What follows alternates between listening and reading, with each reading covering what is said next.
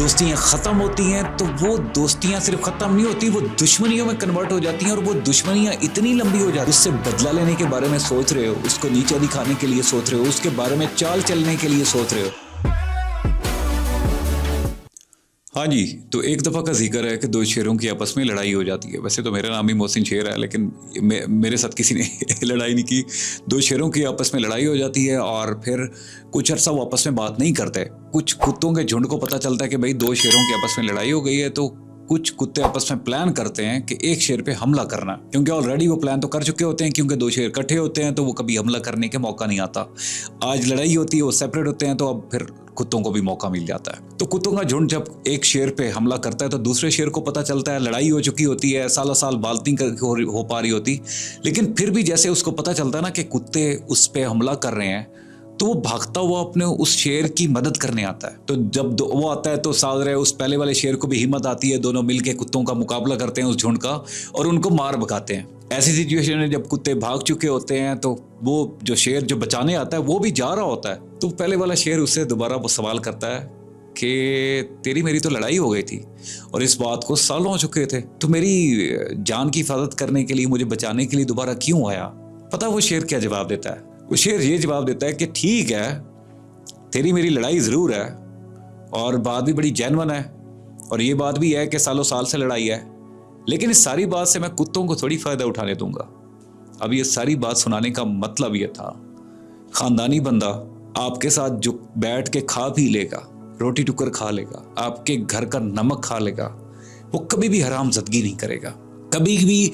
आपका नुकसान नहीं चाहेगा। वो हो सकता है ज़िंदगी में हालात वाक़यात सेम नहीं रहते, पॉइंट एक आता है कि जहाँ पे चीज़ें थोड़ी इधर उधर होती हैं, जहाँ पे पॉइंट ऑफ व्यू से मिलते, दिल नहीं मिलते, शक्लें पसंद नहीं आती, रिश्ते नहीं मिलते, वहाँ पे थोड़ा सा तल्ख सिचुएशन क्रिएट होती है। लेकिन वो जो शख्स है ना, ख़ानदानी शख्स,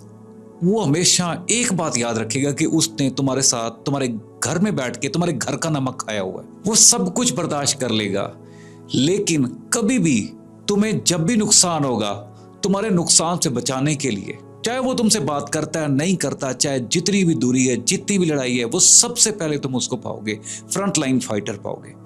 उस लड़ाई के बाद भी तुमसे बात किए बगैर वो शायद चला जाए, यही उसका एक अपना एक मिजाज है, मिजाज भी तो है ना उसका, लेकिन उसका वो ख़ानदानीपन वो हमेशा रहेगा और वो हमेशा रहेगा।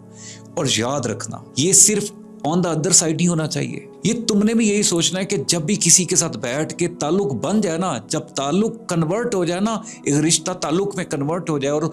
बात घर तक चली जाए और घर के नमक तक चली जाए,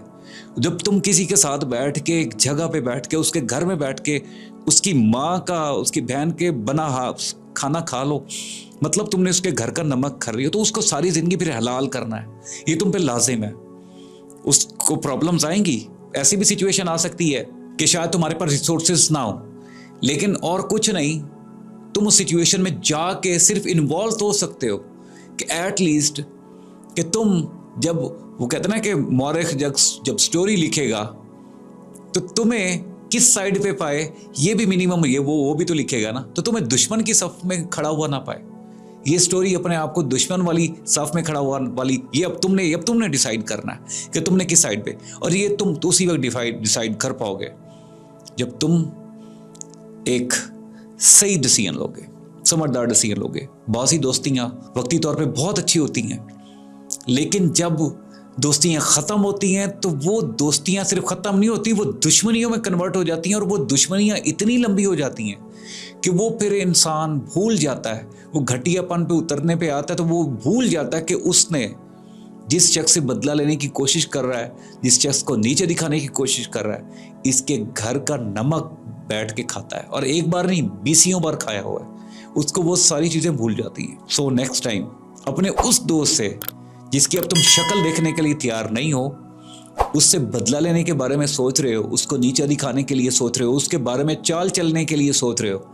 सिर्फ ये बात याद रखना कि तुमने उसके घर का नमक खाया हुआ है। और अगर तुम्हारे अंदर थोड़ा सा भी हलाल नवाला गया है ना, हलाल नवाला, तो तुम उसको हलाल जरूर करोगे। Wake up.